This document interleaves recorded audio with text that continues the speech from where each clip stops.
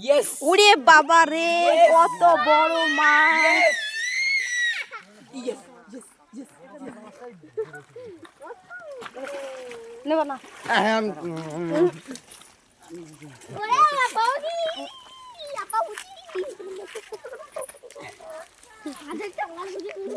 ওরে বাবা